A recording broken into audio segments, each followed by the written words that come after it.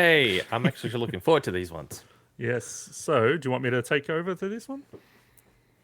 Oh, I wasn't looking at you, so you needed to verbally say that, but that's fine. No, So we have let me talk about GreedFall. Like, no. Yeah, and I'll talk about the other one. I'm like you're nodding at me. I'm like not even looking at the screen because I'm looking at the run sheet, you bastard. All right. So the first of these two special Swinny segments is very unexpected announcement of for a sequel of a game that I absolutely love, and I've talked about a lot on this show. Tried to be an advocate to get more eyes, hopefully, or play people playing this game. It's working. Is GreedFall 2 was announced, called The Dying World. So as part of, I think it was Nacon's Bigben week, which is a thing that I didn't know was even happening. The announcement happened.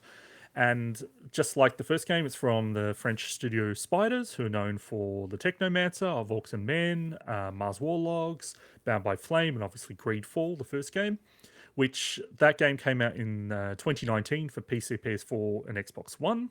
Actually sold apparently 2 million copies, so it's definitely their biggest selling game, and received a next-gen update last year, which we talked about quite a bit, alongside a piece of DLC.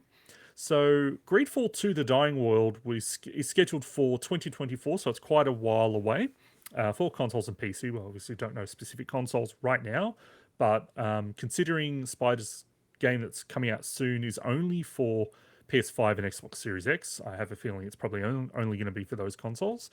But yeah, GreedFall 2. So this is a really interesting idea for a sequel because the events of the first game definitely don't really position itself well for a sequel. So what they've done, they're actually making a prequel. So it's actually set 3 years before the events of the first game. Nice. And instead of playing as the Sardet family, who basically come to this new world of Teer Fradee, you actually play as one of the Teer Fradee natives that's been taken away from the world by force. And basically, you have to, I guess, reclaim your place. And it's a good excuse as well to have some new settings and new, I guess, new environments to explore. Based on the trailer, I definitely think it's probably still running on the same engine. So I imagine it's something that they're probably able to get off the ground quicker than the new IP they're working on, in terms of like getting to the point where they can announce it. But it is really interesting because Steel Rising, that's the other game that they're working on. That's wrapping up and coming out in September.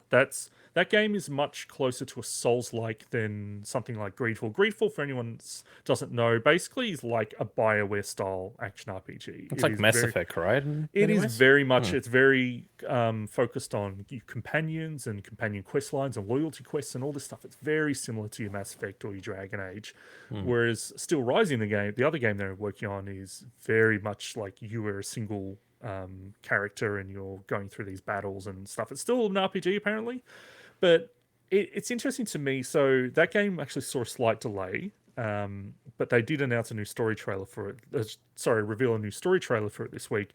But I've still yet to see what I want to see out of Still Rising, which is, does it have many RPG mechanics where you can actually go to a hub area and speak to characters? That's what I love about Spider's games. More and more, I'm getting the feeling that might not be the style of game it is, but I'd love to be surprised.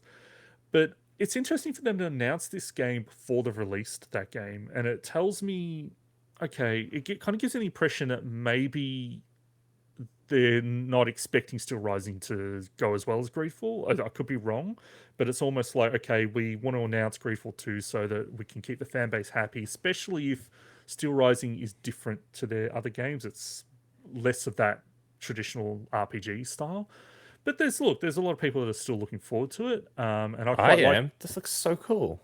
I quite like the story trailer. Yeah. Actually, I think it's the best trailer to put out, which makes sense. It's furthest in development, but I think that some of the other trailers I've had have been a bit hit and miss for me.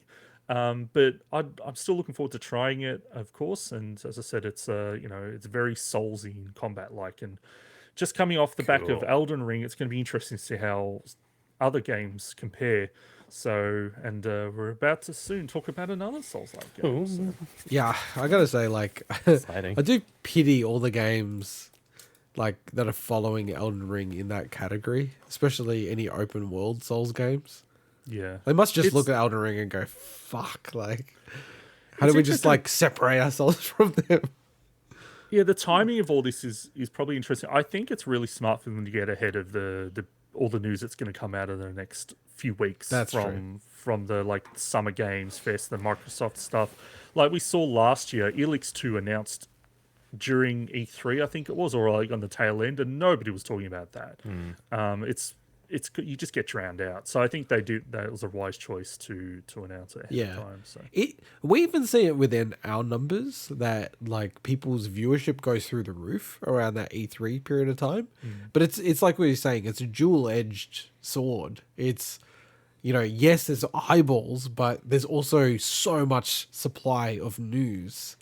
So, you know, if you're not in the top 10 of like the big heavy hitters, stuff just gets buried. Like, you know, we probably could look back and go, oh shit, that was announced. We didn't even remember.